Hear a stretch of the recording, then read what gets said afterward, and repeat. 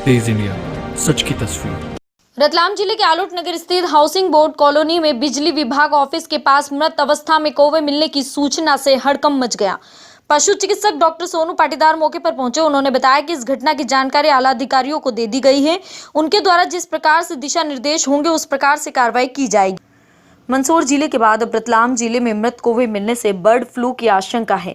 एहतियात बरतना जरूरी है। हालांकि यह घटना बिजली विभाग के पास की है और डॉक्टर सोनू पाटीदार ने बताया कि वहां के रहवासियों ने कहा है कि रात में बिजली गई थी और विद्युत फाल्ट हुआ था, जिसके कारण भी कौवों की मौत हो सकती है। लेकिन जिस प्रकार अन्य जिलों में मृत कौवे मिले हैं, इसलिए हम रिस्क नहीं ले सकते। हमने 12 कौवों को डिस्पैच कर सैंपल में भेज दिया है। वरिष्ठ कार्यालय को सूचना दी जा रही है। जो भी ऊपर से रूपरेखा होगी वो तैयार की जाएगी और इसके सैंपल भेजे जाएंगे। ये ऊपर से जो भी हम टीम गठित की गई है जिले से, इसके लिए बर्ड फ्लू का जो अभी चल रहा था जानकारी आ चुकी थी, तो उसके लिए जिले में टीम गठित कर दी गई है। तो वो टीम के हम सजेशन लेते हैं, अगर वो खुद आएंगे तो ठीक है, नहीं तो उनका जो सजेशन मिलेगा उस हिसाब से हम लेके सैंपल भेजेंगे। तेज इंडिया, सच की तस्वीर। रतलाम में रेलवे ने लोकल फॉर वोकल के लिए एक प्रदर्शनी लगवाई है। इस प्रदर्शनी में रेलवे के वह पार्ट्स है जो सिर्फ RDSO लखनऊ में निर्माण किए जाते हैं। इसके अलावा CLW द्वारा निर्मित पार्ट्स भी हैं। प्रदर्शनी में दिखाए गए पार्ट्स RDSO और CLW के अलावा कहीं नहीं बनाए जाते हैं।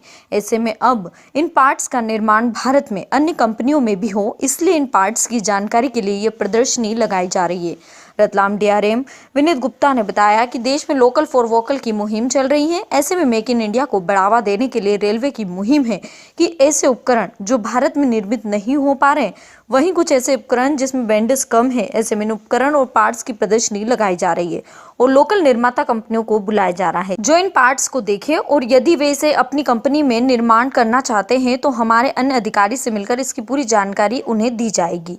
DRM विनीत गुप्ता ने बताया कि हमने हमारे आसपास के इंडस्ट्रियल बेल्ट पीथमपुर, इंदौर से स्पेशल आमंत्रित किया है। चल रही है वोकल फॉर लोकल, तो अभी से ही नहीं, हम लोग काफ़ी कम से कम 2-3 सालों से प्रयास कर रहे हैं कि ज़्यादा से ज़्यादा आइटम हम मेक इन इंडिया की तरफ जाएं।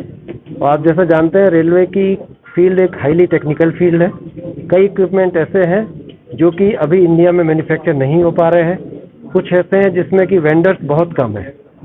तो एक तो जो मेक इन इंडिया को बढ़ावा देने के लिए, और दूसरा एक अच्छा कंपटीशन पैदा करने के लिए, जिस इक्विपमेंट में, जिस कंपोनेंट में हमारे वेंडर कम है, उसमें वेंडर बेस बढ़ाने के लिए जितने भी भारतीय रेल के डिवीजन हैं, सब जगह ये प्रदर्शनी लगाई जा रही है अलग अलग दिनांक में, जिससे कि एक जागृति फैले। जो लोकल मैन्युफैक्चरर्स हैं वो आके देखें, तो इसको समझें कि किस तरह से हम रजिस्ट्रेशन कर सकते हैं और किस तरह से इस फील्ड में आ सकते हैं। इसके लिए इंडस्ट्रीज़ के जो भी एसोसिएशंस हैं, CII है, FICCI है, और जितने भी जो हमारे इंडस्ट्रियल बेल्ट है, जैसे पीथमपुर है, इंदौर है, वहाँ से हम लोगों ने स्पेशल उनको बुलाया है और ये 15 दिन तक चलेगी। तो हमें आशा है कि लोग आएंगे, इसको समझेंगे, उसके बाद जो भी जानकारी चाहिए तो हम जितने भी हमारे ऑफिसर्स हैं उनको प्रदान करेंगे। तेज इंडिया, सच की तस्वीर।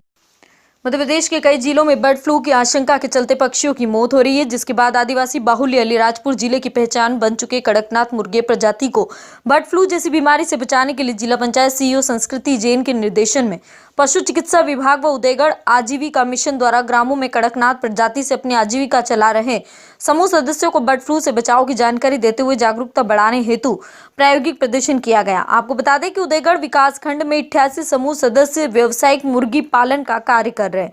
इन समूह सदस्यों द्वारा प्रदेश सहित अन्य राज्यों के तिरुपति, नासिक, हैदराबाद एवं आसपास के क्षेत्रों में कड़कनाथ प्रजाति के पक्षियों को भेजकर प्रति मुर्गे के करीब 400 से 500 रुपए तक कमाई की गई है, जिससे उनकी आय में भी वृद्धि हो रही है। आजीविका मिशन के तहत जनपद पंचायत उदयगढ़ में 88 परिवारों को मुर्गी पालन कड़कनाथ के माध्यम से वो अपना व्यवसाय कर रहे हैं। अभी वर्तमान में जैसे कि बर्ड फ्लू की संभावना है, आशंका है, और जो ये गंभीर बीमारी को देखते हुए समूह के सदस्यों को हल्दी मिला पानी, PPR और फ्लेक्स ये मिलाकर देने की सलाह दी जा रही है, तथा अन्य पक्षियों से, अन्य पक्षियों के साथ उसको अलग रखा जा रहा है ताकि रोग से बचाव किया जा सके। मध्य प्रदेश में पक्षियों की लगातार मौतें हो रही है उसको देखते हुए जिला पंचायत सीओ संस्कृति जैन मैडम और डीपीएम के निर्देशन में मध्य प्रदेश ग्रामीण आजीविका मिशन उदयगढ़ द्वारा 88 व्यावसायिक कड़कनाथ मुर्गी पालकों को जानकारी दी गई और ये जानकारी कृषि विज्ञान केंद्र के डॉक्टर यादव और मंदसौर केवीके के डॉक्टर राजेश गुप्ता से ली गई, जिसमें उन्होंने बताया कि कड़कनाथ प्रजाति को बचाने के लिए पानी में हल्दी मिलाकर पीपीआर और बी कॉम्प्लेक्स मिलाकर अगर दिया जाए तो इस बीमारी की रोकथाम में प्रभावी सिद्ध होगा। तो आज कुशालबड़ी में यह ट्रेनिंग जानकारी समूह के लोगों को दी गई है और जिसके बेहतर परिणाम भविष्य में नजर आने लगेंगे। तेज इंडिया, सच की तस्वीर। अलीराजपुर जिले में मिशन अस्पताल का मामला फिर गरमाया। गत दिनों हुई एएनएम की डिलीवरी के दौरान मौत। इस मामले को लेकर कलेक्टर ने जांच के आदेश दिए थे, जिसके बाद जांच टीम ने कई अनियमितताएं पाई गई। वर्ष 2017 से मिशन हॉस्पिटल में पंजीयन समाप्त हो गया था, जिसके बाद जांच टीम द्वारा अस्पताल को सील कर दिया गया। वहीं अलीराजपुर जिले में इस मामले को लेकर राजनीति गर्मा गई है। कांग्रेस ने मिशन अस्पताल खोलने के लिए सीएम व स्वास्थ्य मंत्री को पत्र लिखे, वहीं अस्पताल नहीं खुलने पर आंदोलन की चेतावनी दी है। वहीं जयस आदिवासी संगठन के अध्यक्ष नीलेश डावर ने कांग्रेसी विधायक नेताओं व अधिकारियों को आड़े हाथों लेते हुए कहा है कि जब एएनएम की मौत हुई थी तब ये नेता कहां गए थे, आज राजनीति कर रहे हैं। उन्हें कलेक्टर से मांग की है कि दोषियों के खिलाफ सख्त कार्रवाई की जाए। इस पूरे मामले में सीएमएचओ भी कहीं न कहीं दोषी है। ऐसे भ्रष्ट अधिकारियों को हटाकर कोई अच्छे अधिकारी को इस पद का दायित्व देना चाहिए। दोषियों के ऊपर कार्यवाही करवाने की बजाय हमारे जनप्रतिनिधि, हमारे जिले के कांग्रेस के जिला अध्यक्ष महोदय अब कलेक्टर मैडम को, मुख्यमंत्री महोदय को, स्वास्थ्य मंत्री को लेटर लिख रहे हैं कि उस चिकित्सालय को जल्दी रजिस्ट्रेशन नवीनीकरण करके उसको फिर से सुचारू रूप से संचालित किया जाए, और नहीं करते हैं तो आंदोलन की धमकी भी दे रहे हैं। मैं उन लोगों को कह देना चाहता हूँ कि जब एक महिला की वहाँ पे ऑपरेशन के दौरान मृत्यु हुई थी तब ये लोग कहाँ थे? तब एक कांग्रेस के जिला अध्यक्ष महोदय ने भी मुंह नहीं खोला, हमारे क्षेत्र की विधायिका ने भी मुंह नहीं खोला, और अब उनके संरक्षण के लिए, उनको बचाने के लिए, रजिस्ट्रेशन नवीनीकरण करवाने के लिए ये लोग चारों तरफ अपने अपने लेटर पैड पे लेटर लिख के मुख्यमंत्री को भेज रहे हैं, कलेक्टर मैडम को भेज रहे हैं, स्वास्थ्य मंत्री को भेज रहे हैं। हम इसको दोगलापन कहते हैं, क्योंकि एक तरफ ये लोग निजीकरण का विरोध करते हैं, यहाँ पर ये निजीकरण के समर्थन में, निजी अस्पताल को चालू करवाने के समर्थन में, इसके रजिस्ट्रेशन को नवीनीकरण करवाने के लिए ये एड़ी से चोटी तक का दम लगाने के लिए तैयार है। हमारा क्षेत्र आदिवासी बाहुल्य जिला है। यहाँ पे आदिवासी अपनी ज़मीन पर ही आश्रित है। इनके पास निजी क्षेत्रों में, निजी अस्पताल में इलाज करवाने के लिए बहुत सारा पैसा नहीं मिलता है।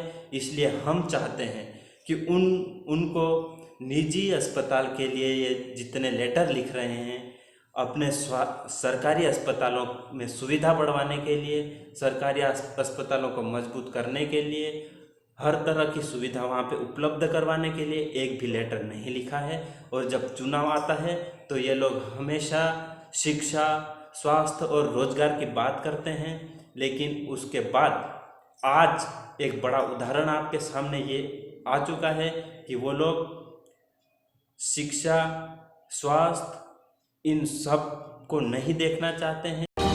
तेज इंडिया, सच की तस्वीर।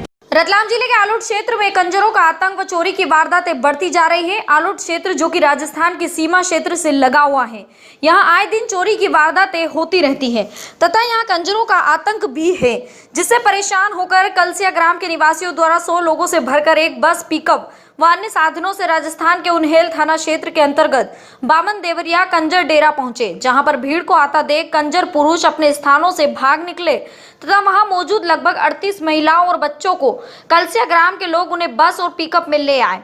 जैसे ही सूचना राजस्थान के नागेश्वर थाना पुलिस को लगी, उन्हें तुरंत आला अधिकारियों को अवगत कराते हुए मध्य प्रदेश के कलसिया ग्राम पहुंचे और बंधक बनाए गए महिलाओं और बच्चों को छुड़ाकर नागेश्वर थाने पर ले गए, जिसके पश्चात राजस्थान सरकार भी हरकत में आई।